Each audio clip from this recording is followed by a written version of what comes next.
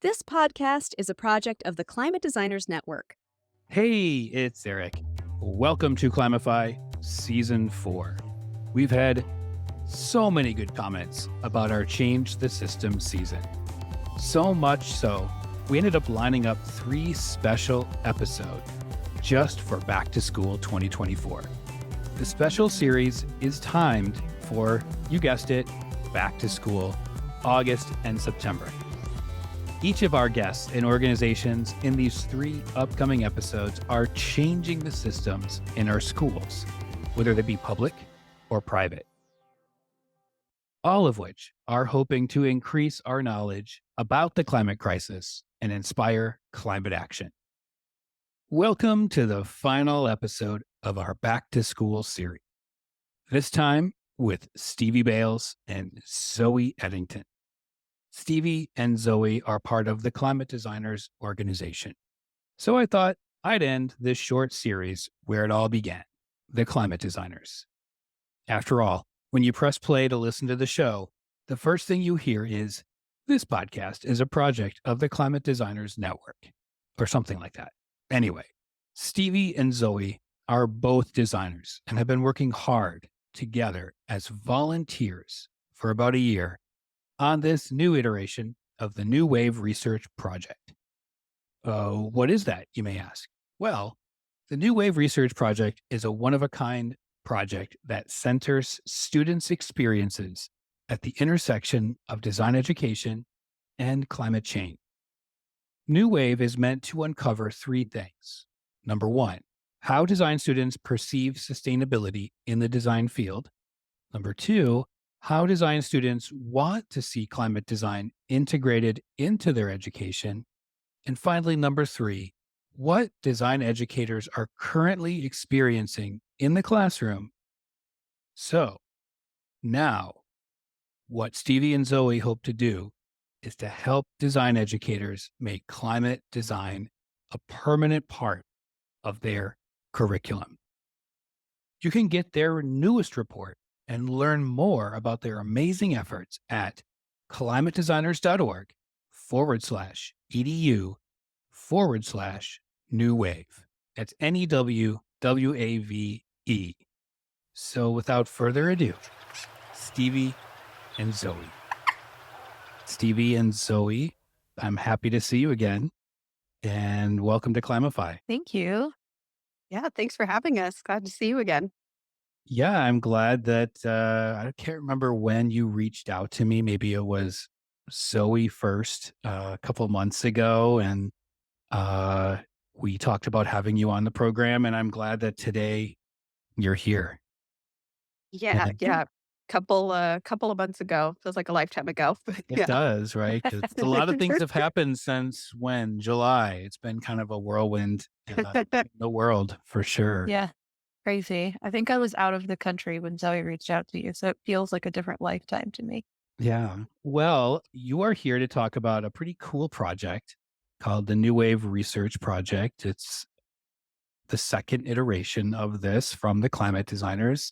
Can you Third, share more? third It's iteration. the third. I've already Mm. failed in my research. You're right, actually, because I remember working with Rachel Cifarelli, who was the first person involved with this. And I remember she did send me 2 different distinct questionnaires. So I do remember I didn't screw up the third iteration. But can you tell us more about what the goals of this initiative are and how did you get involved in it? Yeah. So I have to be like completely honest in stating that I found climate designers when I was going through a bit of like a doom rabbit hole Oh, about no. like finding like, oh no, what do I do with my life and where am I going and how do I make impact in this area that matters to me? And at the same time, I was also questioning my career because I had just left full-time design and was moving into teaching. And I wasn't sure if it was what I wanted to do permanently or not at the time. And then I got offered a full-time education job. And so when that happened and I found New Wave just very randomly, like random Google rabbit hole search, Really? I reached out, yeah, And I reached out to Rachel and was like, "Yeah, I wanna be involved in whatever this is, I think." But that's just kind of how I got started, and then it kind of went on from there. And then Zoe showed up basically right after I got involved, so that's I mean, basically the same time. Yeah, yeah, my story is pretty similar to Stevie.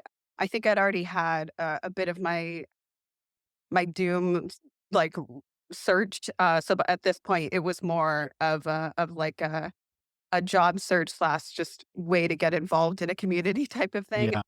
I joined a little over a year ago. I had just graduated from a boot camp program, and I was always personally interested in sustainability.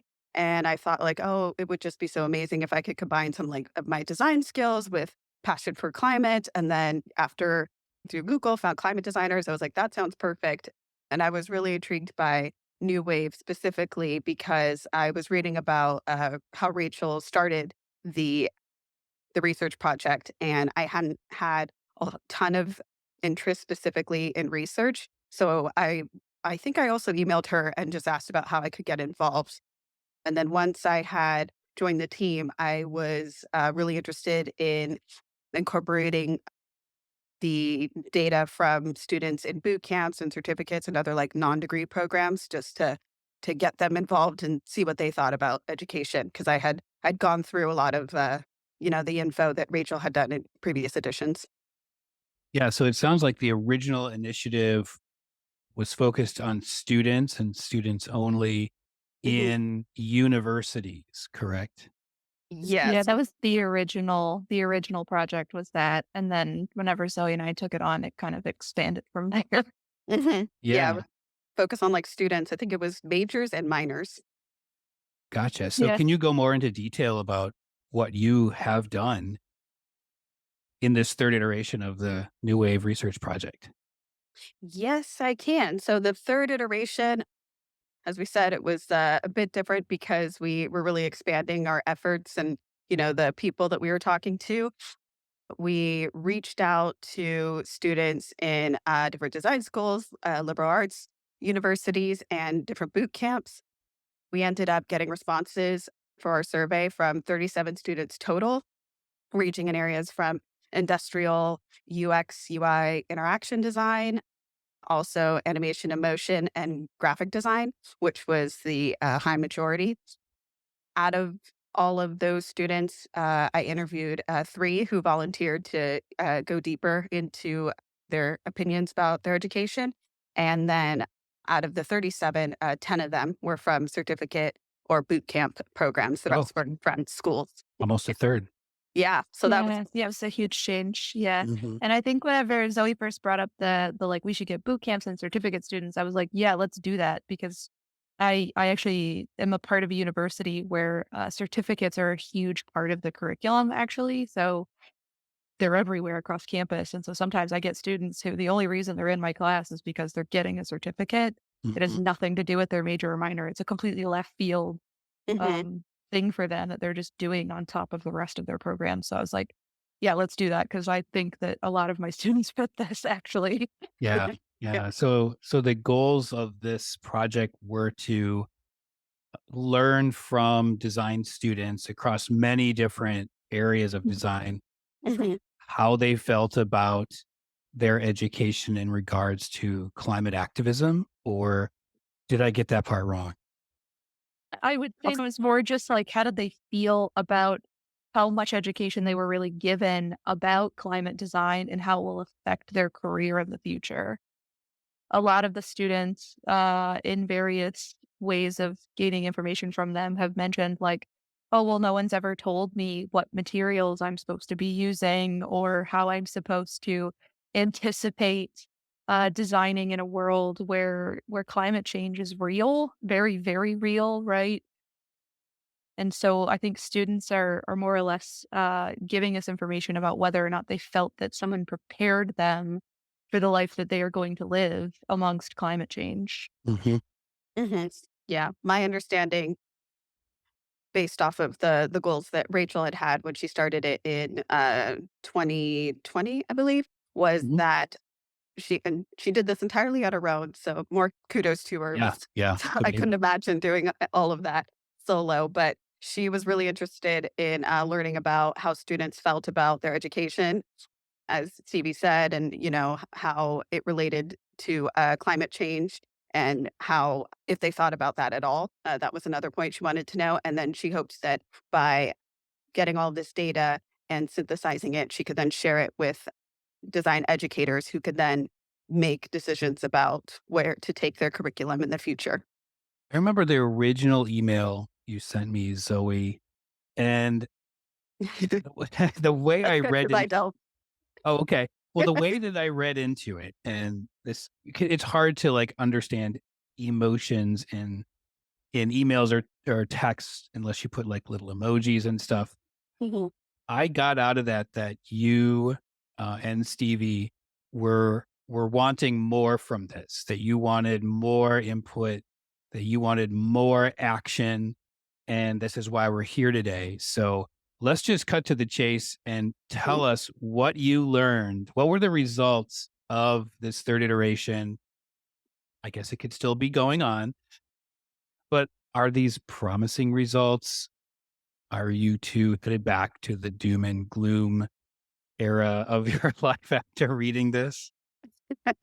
Well, I would say that they are promising. I don't think that there's a need to revert back to doom and gloom just yet, fingers crossed. Mhm. In a nutshell, the results that we got were that design students are concerned about the climate overall, but they're unsure about how to take action specifically as designers in the field. Out of all of the respondents, we wrote about the report, it basically there were 3 main points. The first one was that when students were asked about their opinion on what the role is of a overall designer in society, many believe that designers should be spreading awareness about social issues. One person even said that because designers are in such a unique position where they can communicate messages through various mediums, they therefore have a responsibility to do just that. So that was a sentiment that was felt by a lot of the survey respondents. Another, and maybe this, relates more to the doom and gloom, was about how the students felt that the climate crisis was going to impact their design careers. And people basically fell into one of two camps. Some felt even more motivated to find ways to include environmental impact in their personal design styles. And then others just felt overall existential dread about the future. Yeah, something we can all No, no, relate no. to. Yeah, it was some people felt mainly, I think that the existential dread was focused on what kind of careers are going to be available to them overall and Wow. just feeling a sense of frustration, to say the least, because they felt that as designers, they did have the responsibility to address climate change, but a little annoyed, to say the least, that it's an issue that they didn't cause, but are definitely going to have to work on Yeah. in their careers. Yeah, which was understandable. It was an interesting point.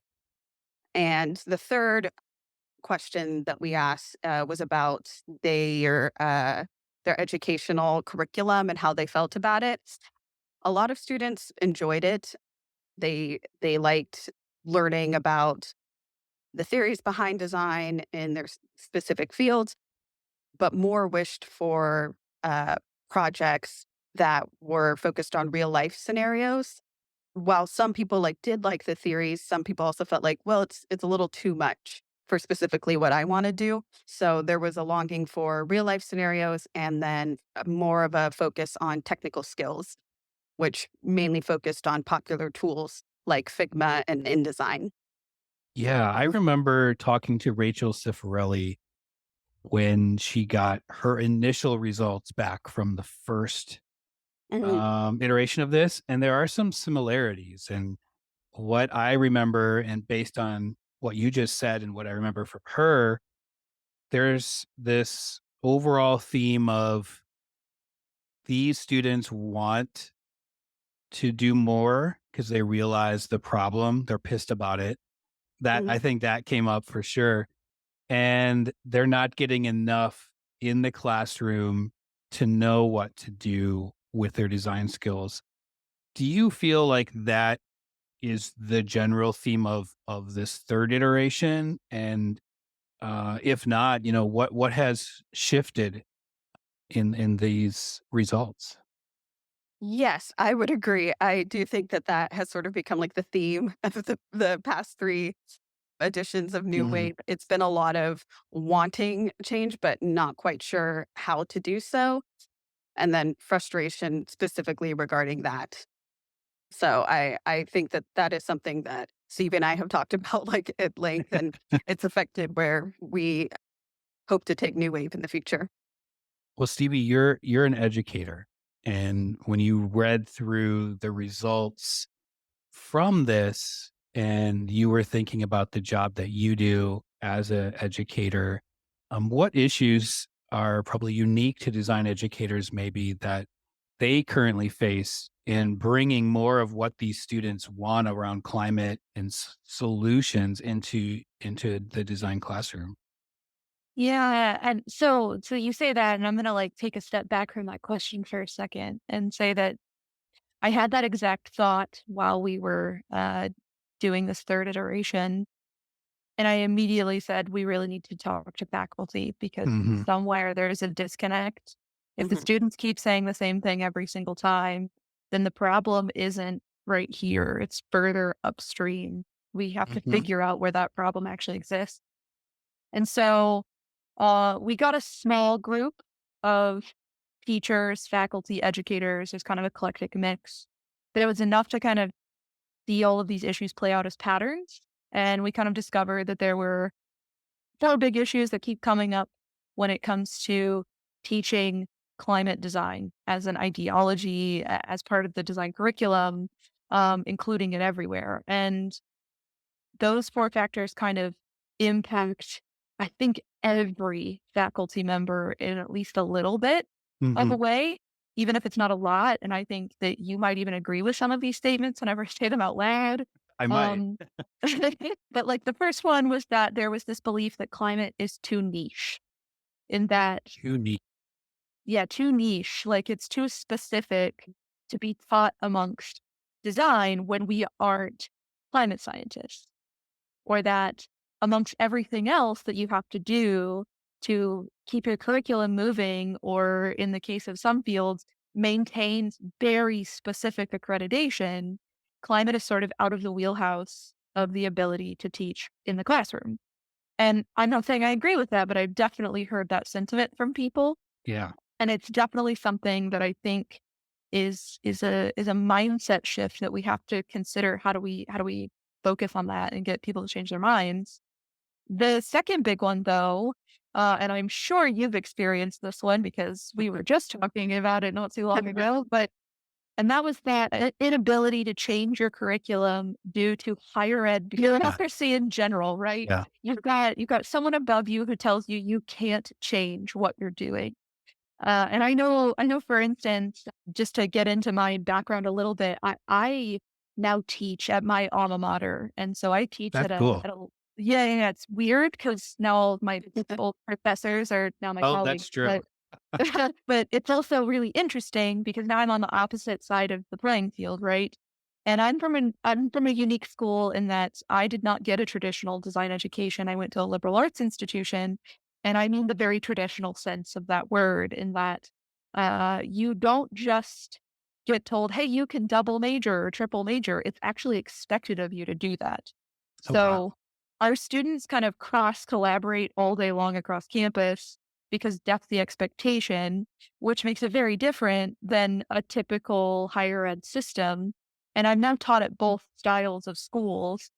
And in both places, the bureaucracy is still just mind boggling, how much it controls what you do every day and how much you're allowed to change or modify. And so that kind of affects everyone, I think. And it doesn't matter if you're in higher ed or these other various fields of education. I think it affects everybody. Sure. The third big issue was this concept of there being just a general lack of funding to support climate design in the classroom. And I see that from my own perspective as well, that it's like especially right now as we loom on what many people are calling like the college enrollment cliff. I see that as an issue to kind of think about like, oh, yep, you're right. If we have less students, there's going to be less faculty. And if there are less faculty that feel confident in their ability to teach this, then that's part of it. But this comment was also coming directly from somebody who gets paid to go into things like businesses and schools and teach about climate design. Like literally, that's their job. And it kind of like showed up in other places as well. But I was like, oh, so it's coming from these multiple faceted angles of it doesn't matter if you're working in a school or your entire job is to be like a paid for spokesperson for this idea. Everyone's kind of being affected by that. And so like the fourth point we had, which was that every single teacher I talked to, every single teacher that answered the survey I sent out said that they all have a fear of failure to truly make a Uh-oh. difference and had some response that was equivalent to that. Like, what I'm doing, I don't think it's enough. I try really hard, but I don't feel like I know what I'm really talking about.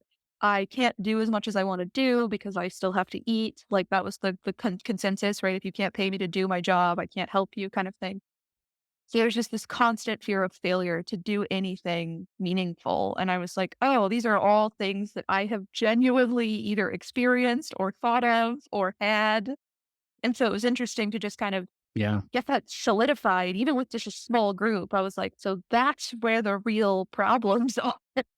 Yeah. Yeah. I hear the same things that you mentioned. And isn't it funny that in the world of human centered design and design thinking, we tell our students to fail forward fast and don't be afraid to fail and try new things. Yet here are the design educators that preach that afraid to fail.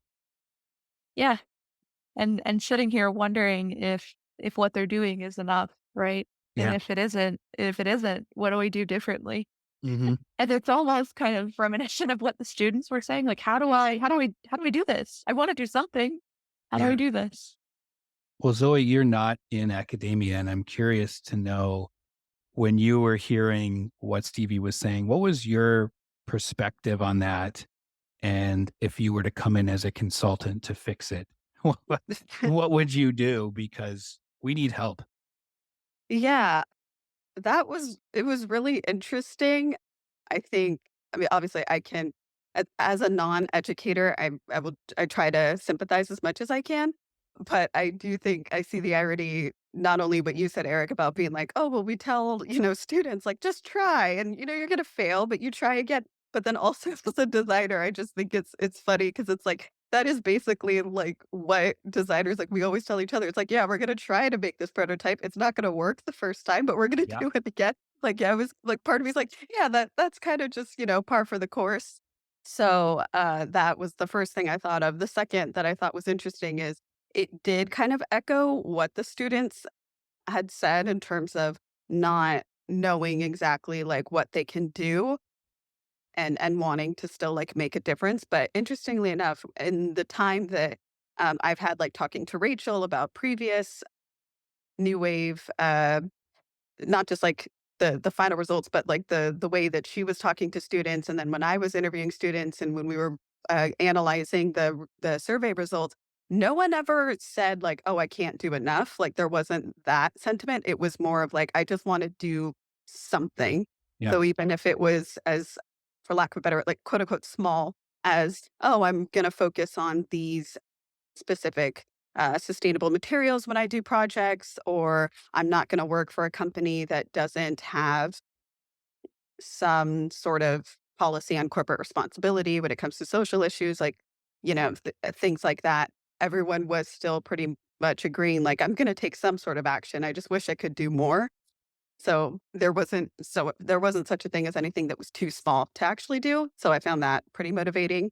Hmm. Um I don't know if, like, as a consultant who's, like, never worked in education formally, if I would have very concrete advice, but I think probably talking to students about that and having more of an open dialogue with it would be probably the first thing. I mean, obviously, I know that there's a lot of bureaucracy, but I was just thinking, wow, I can't imagine, like, what students would say, their own students would say if they heard their educators talking about these points. That would be That would just be a really fascinating conversation to be a part of or even just to witness.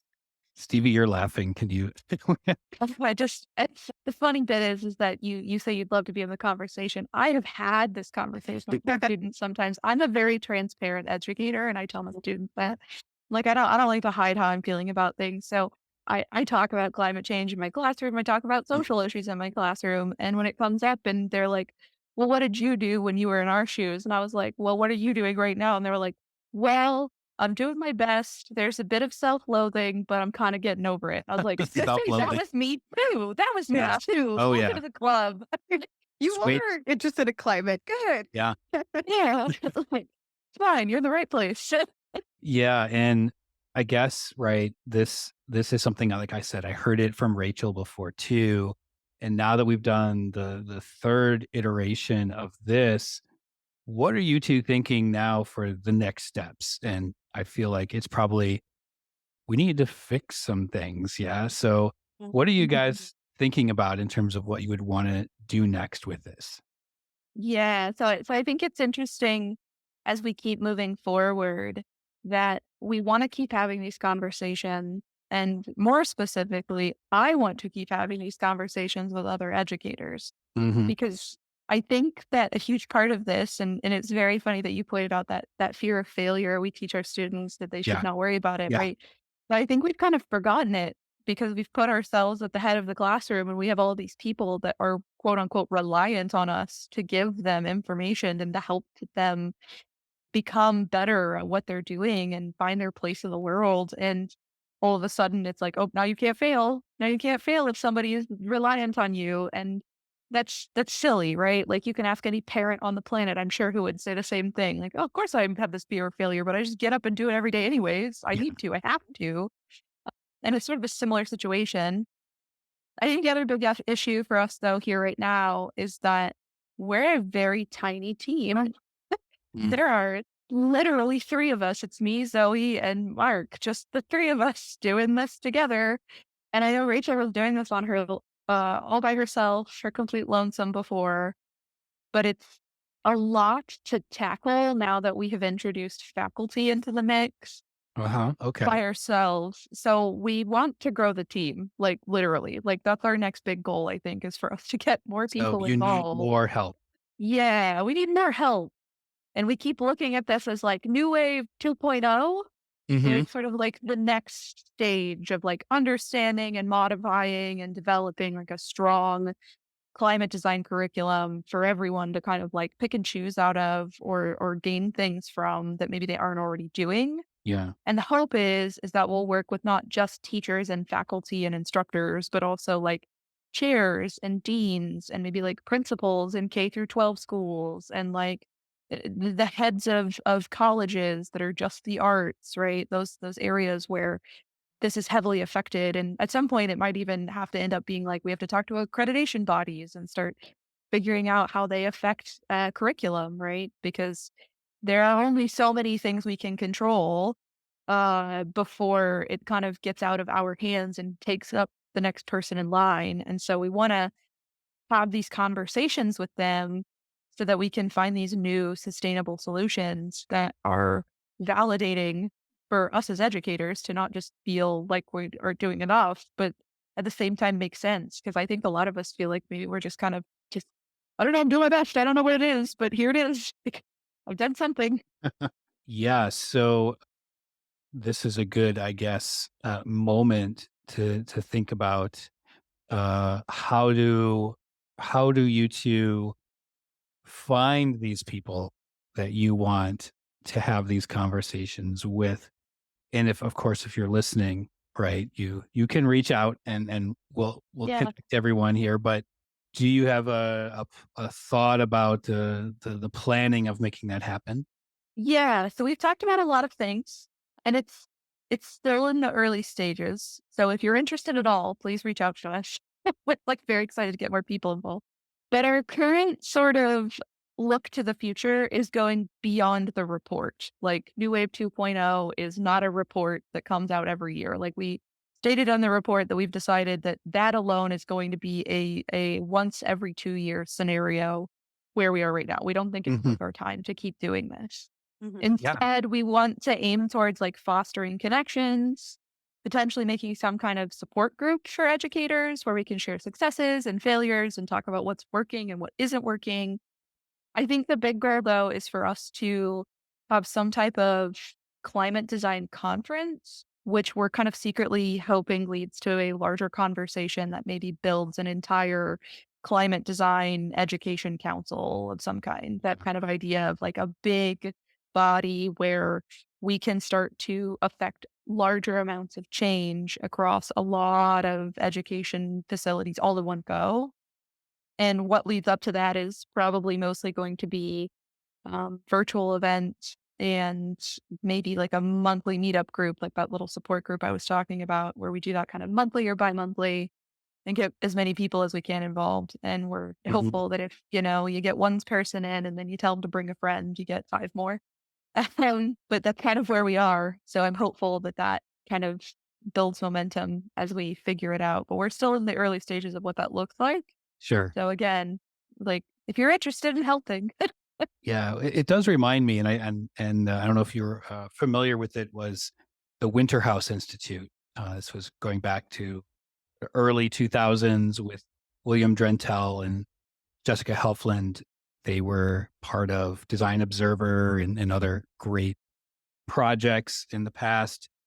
And they brought together these educators, design professionals to talk about design education and social impact. And it was this, I think they went to some like amazing place and they all got together and somehow it was probably paid for by some wealthy donor. I'm not sure. I was not invited, but the names of people that were there are like sort of the who's who and helped change design education to be more thoughtful around social impact.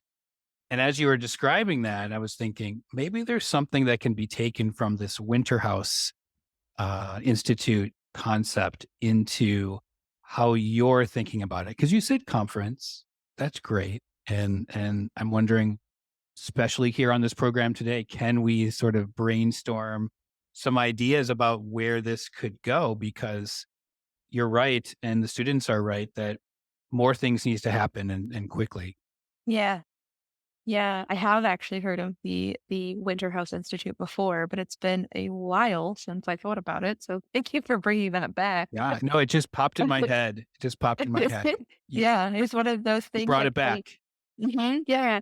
And the reality is that I think I first found out about them like at the end of my undergraduate career. So I am aging myself in that I am not as old as maybe anyone thinks I am, and vice versa. My students confuse me. They either guess me 10 years older or 10 years younger. They're never on the dot. But it's interesting because I remember thinking about why did I never get that focus of social impact? Like, why did no one ever tell me that this is what I could be using these skills Mhm. for?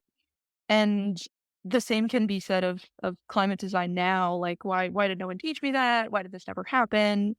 And I'm very interested to kind of think from that lens because you're right in saying that like if I had seen this while I was like a first year undergrad student, it probably would have completely changed like the way I thought about everything and probably even my trajectory, right? The earlier you introduce these concepts, the better off everyone involved is. But I'm more so interested to look at this to be like the majority of the people involved were from very, very high level institutions. And I would love Yeah. for this to be bigger than that. I think it has to be. More open, inclusive. Mhm. Now, you talked a lot, Stevie, about bureaucracy. So I'm interested in Zoe here in terms of not not being in the bureaucracy or even potentially the extent of it. And maybe that's a good thing from an outside perspective. So my question for you, Zoe, is you could potentially blow this whole thing up. So coming from the outside, what would be your sort of ideal vision going forward for this new wave research project? Yeah. I think that for me, I would say because like I did the extent of my design education is boot camps. I did two certificate programs, one through Design Lab and one through Career Foundry. And I hadn't gotten the opportunity to speak to a lot of like students who were informal. design, like educational, like institutions, let alone like faculty. So it's just been very eye opening, like hearing Stevie Yeah. talk about the bureaucracy because it has made me reconsider things and think like, oh, I never knew that that was a reason why, but that makes sense. And yeah, I think that my vision did coincide with Stevie's. I think it was maybe it was a collective. I can't remember who first suggested not making New Wave a yearly project, and I thought that that just makes sense because if we are getting the same results every time, then it doesn't, it might just be more of like a waste to utilize all of our resources and time and energy on that.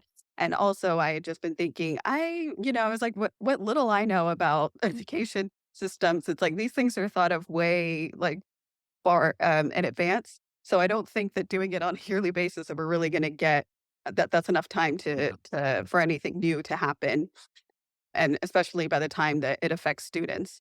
So I think that for me, I would like to, I think having like a mix of virtual and in person events, ways for people to talk about what their goals are and having more of just like open kind of brainstorm discussions.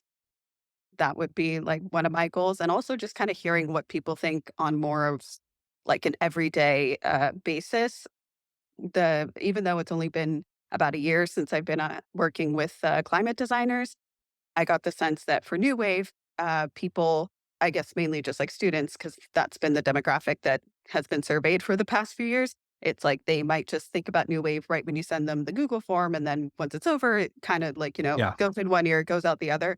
But I was just wondering, like, what do people think of like on a regular basis about it and how their motivations for getting involved in climate design, like, changes and, are there moments that, like, Stevie was mentioning about, like, the doom and gloom and how does that affect them? And then versus, like, okay, it's a new quarter, it's a new semester, now I have more energy and, the optimism is pretty high. So I think, fostering that sense of community there, even if we're not actively, like, trying to promote a conference or a publication or some sort of panel, I think that that would be, really, really vital and just good for everyone. So then people don't have to feel like, oh, well, I didn't solve climate change, therefore I'm a failure. But it's like, no, but we can celebrate the little wins.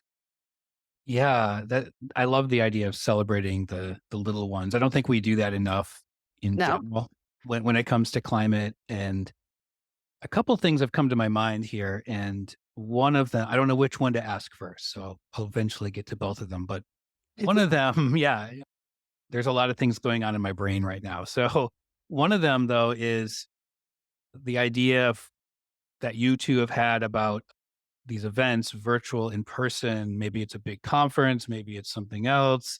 And also the what Stevie said about the people that need to be there. Have you two thought about, what organizations maybe or representatives from organizations need to be in these type of events that you're thinking of? Or maybe rethinking that question, is it something where the non-members of these organizations come and put pressure on these organizations for change? I'm curious about about that.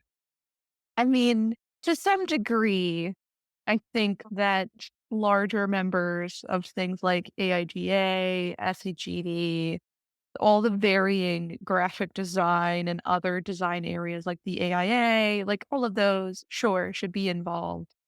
But I get nervous when I start saying only the big people from these groups should be here in this meeting because just like we were just talking about with like the Winter House group, like that was a very like what I would call elite group. And it almost felt like you couldn't get in unless you were already in the club.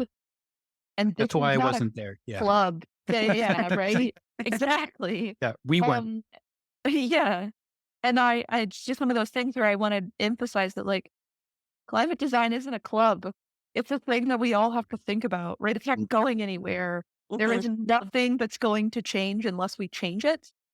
Mhm. So if we make it too focused heavily on like, oh, senior level members of AIGA, I want the heads of every city group that they have to be in this meeting. I think that that's a little elitist and not very beneficial to what we're trying to Mhm. do.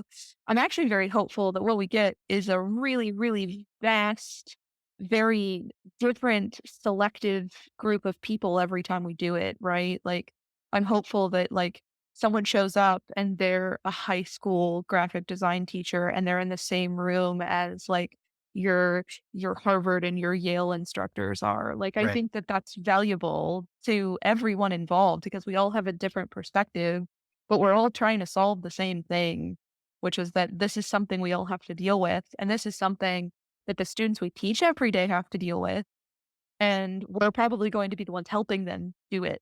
So we should all be in it together. But that being said, I really want to go like push the AIGA and the SEGD doors and be like, if you don't get involved, you're being ridiculous. Like that's Yeah. silly. Yeah. Mhm. But Yeah. grassroots is important. Yeah, Yeah. exactly. Mhm. Yeah, I agree. I don't think that there's anyone that we would exclude, from joining. I think everyone is welcome. And also, to kinda go back to what you were saying before, Stevie, and about the 4 points that you got when you were doing the research with faculty.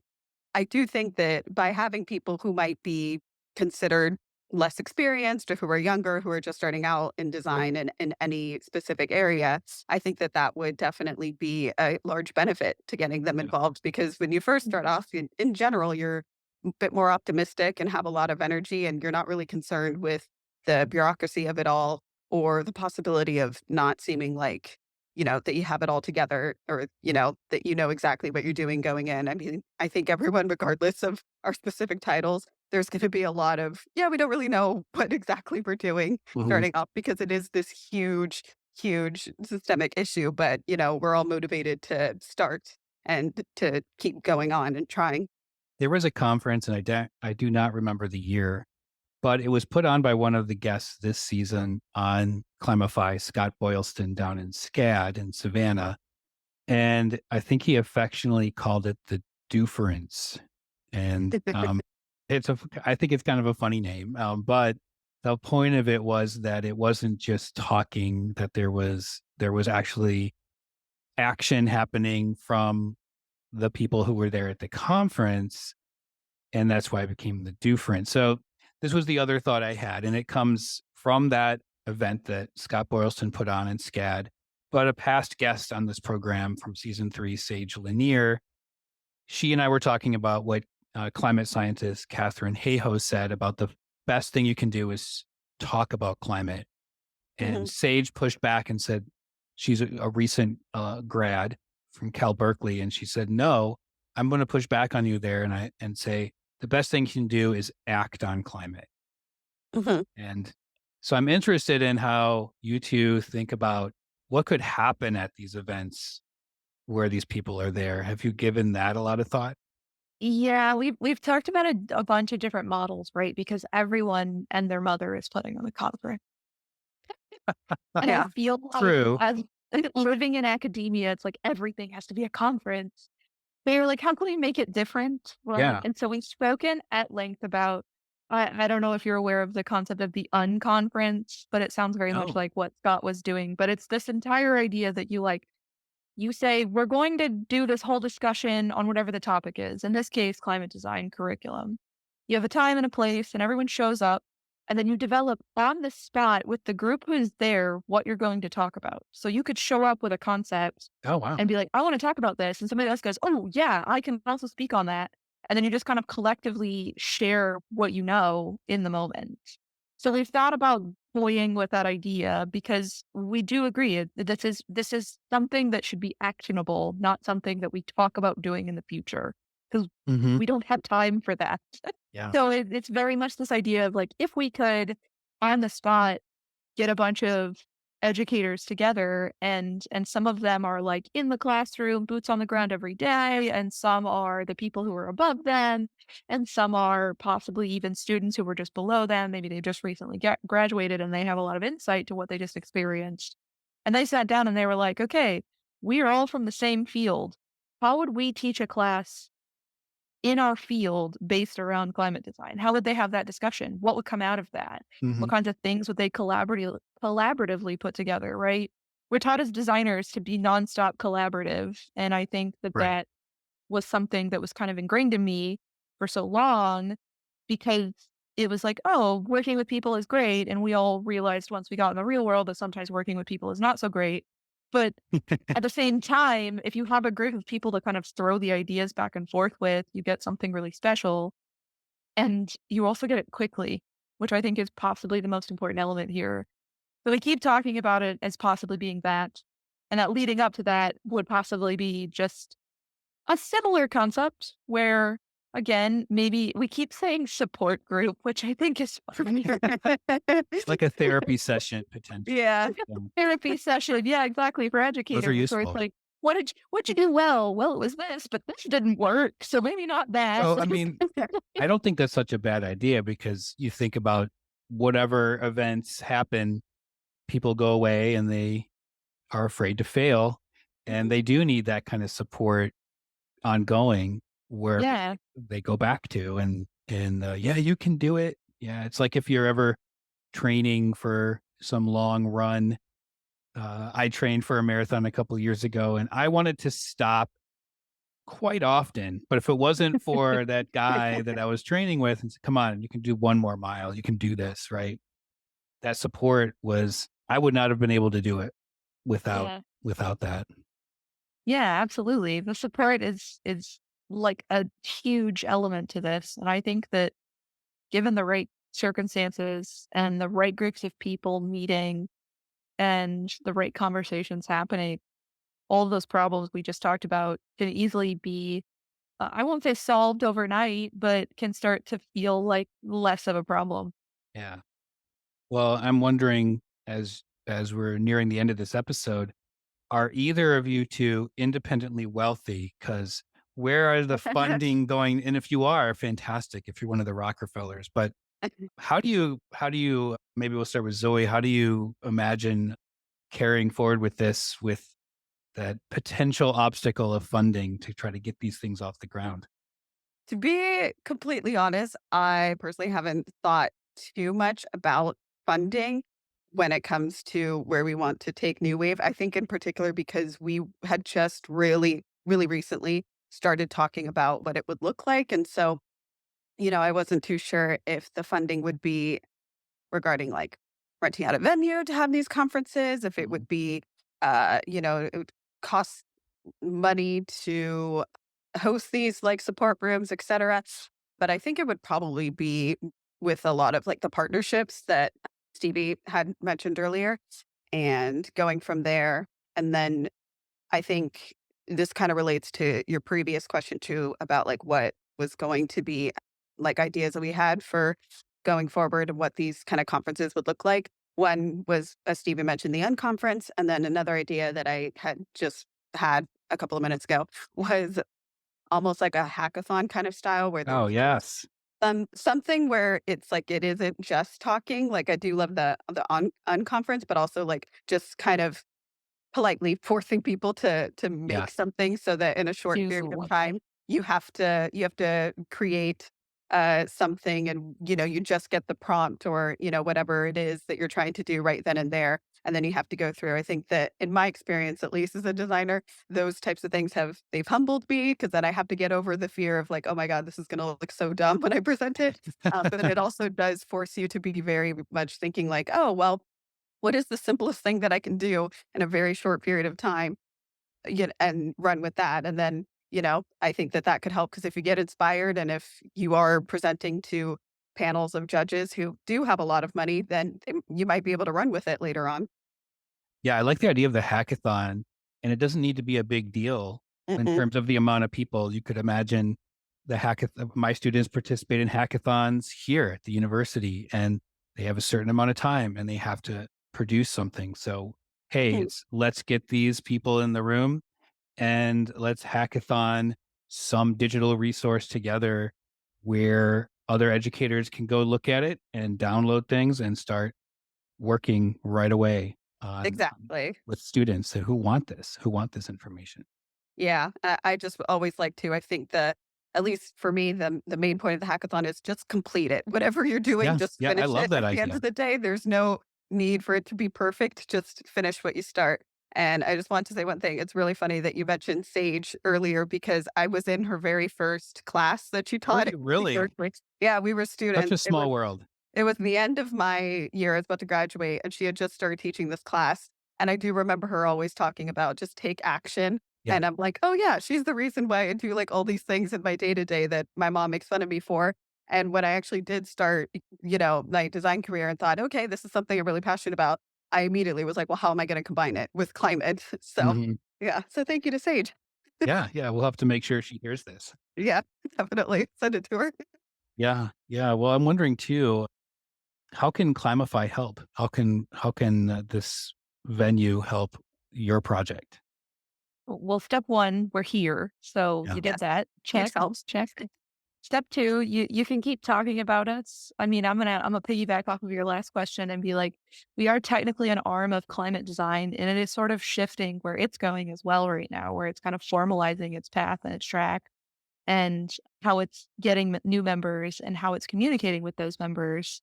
So I'm sure at some point we'll be back because this is the push all the time. But I think the other big thing is just keep having this conversation, like, even if it isn't with us, right?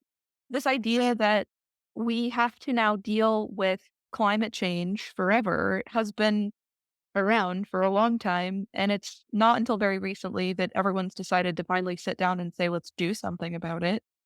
So, it's nice to just keep having this conversation and to remind people that there are other people out there who are doing the same thing that they are, that they're not in this alone, that you aren't living in your vacuum of doom and gloom.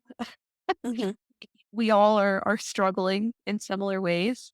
But I think the more interesting bit is that, ask us to come back in a year or 2 years, and we'll tell you about all the new crazy stuff we're doing. Yeah, yeah, for Yeah. sure. Definitely Yeah. those are easy lifts for me. I think I'm happy to host any of your possible events. Should you develop them, be happy to be a part of that and promote that cause.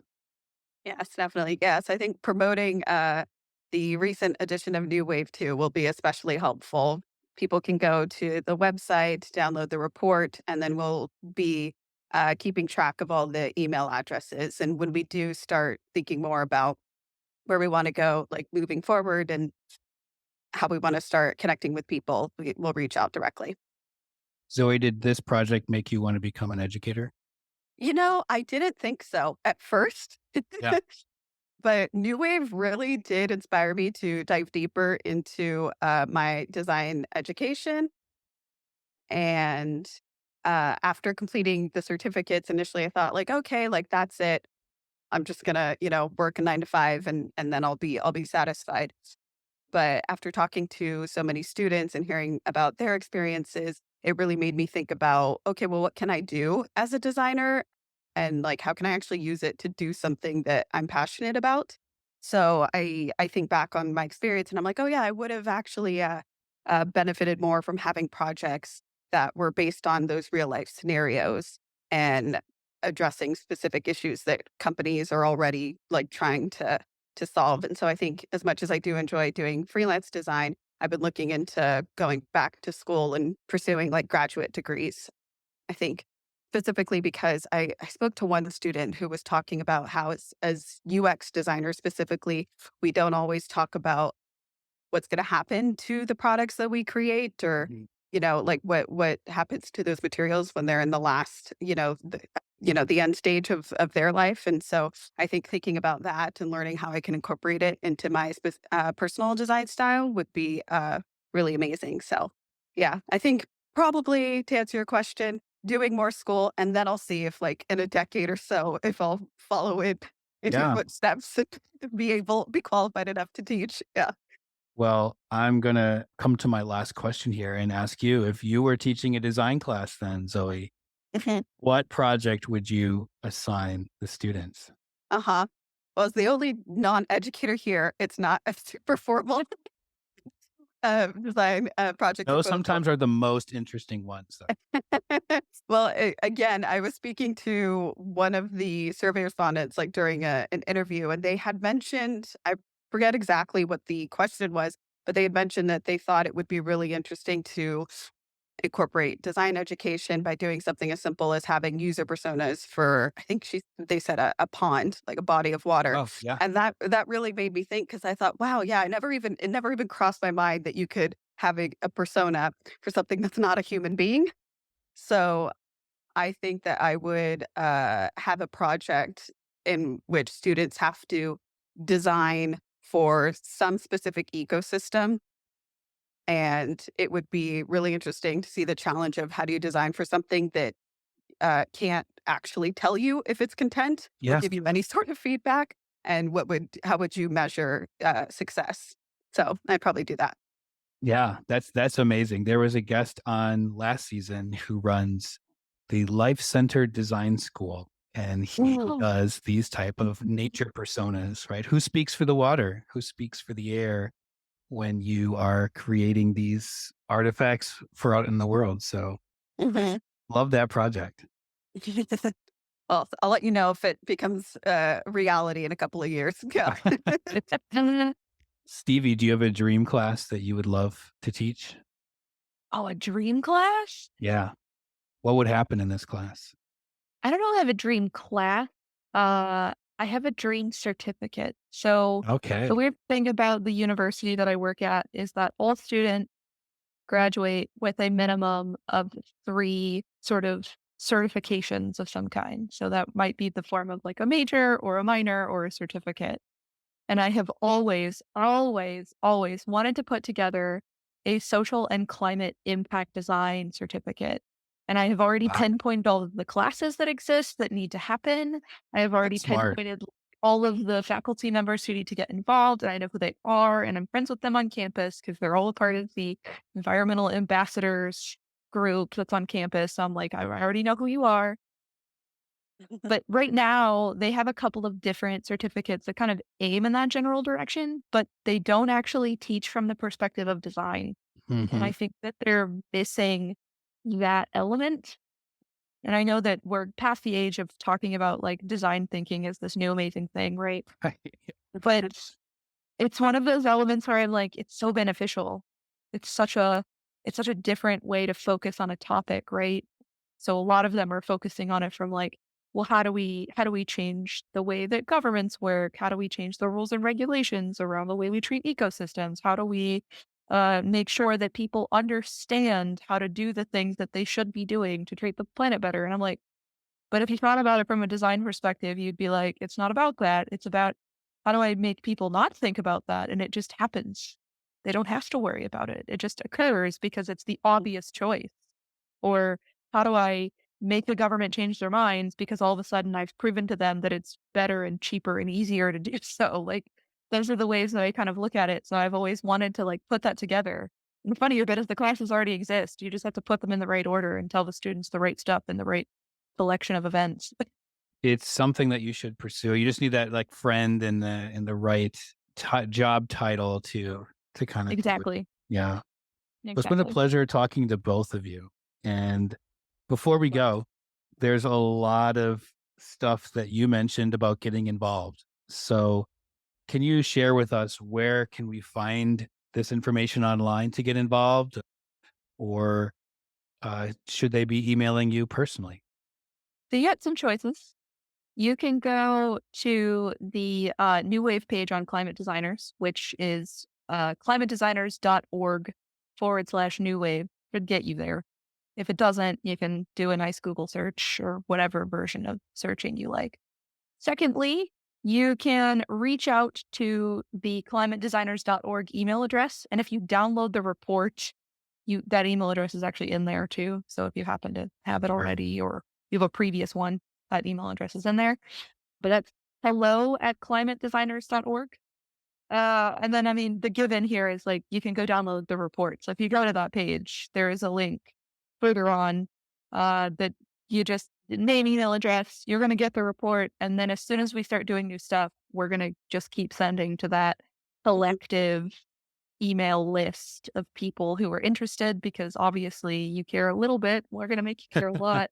But those are the big 3 ways that you can find us. And you can just mention that you're interested in New Wave to any of those directions you take. And the next thing you know, you'll be talking to one of us, I'm sure. Yeah, yeah, you can go I think probably the webpage, but also, might be the easiest because then you can just get the report there, you can read more about New Wave, you can find out how to get access to the previous reports. It's, www.climatedesigners.org/edu/New Wave. Well, where can we find both of you online? Because you do great work and it'd be good to see what you're working on. So my portfolio is slightly defunct at the moment, so take all of this with a grain of salt. It's always a work in Uh, progress. um, I haven't updated it in like 2 years at this point, so I need to like take care of that.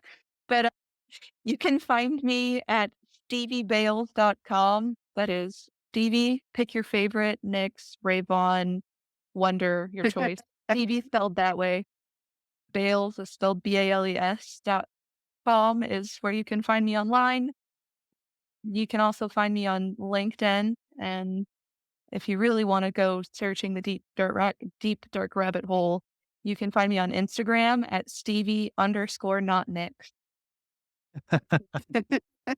Not Way too Stevie Nicks. long. Okay. Yeah, not Nick. I just got that. Okay. That's amazing. It took me years to determine that that was a good social media Yeah, it handle. is. No, that's amazing. Yeah, if you wanna connect with me, you can, find my design portfolio at zoeedington.com, ZOEEDINGTON.com. You can also find me on LinkedIn or on Instagram. It's at ZKEDINGTON.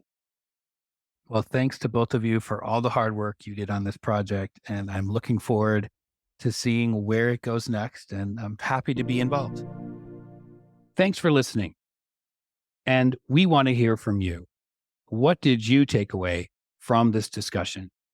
We also want to know how you are changing the system. Email us at climifypodcast@gmail.com or connect with us on Instagram at climifypodcast. We would love to read your inspirational stories on the show in upcoming episodes. This program is produced by Cam Birkins with writing and research by Abigail Zook, Jackie Himmel, and Bhavna Bhavani Shankar. Designed by Adam Java. Sound engineering and editing by me, Eric Benson. A special thanks to Mark O'Brien at the Climate Designers and Tink Media for their sage advice to make this season even better than the last. You can find design prompts and more information on all our guests this season at climatedesigners.org/edu/Climify and on Instagram and LinkedIn at Climify Podcast. If you enjoy the work we all do here and you have a spare minute or two, we would truly appreciate it if you left a rating and review over at Apple Podcasts. The more folks reviewing our program, the higher the algorithm pushes us up in the search results. And in turn, the more likely we all could learn how to become climate designers.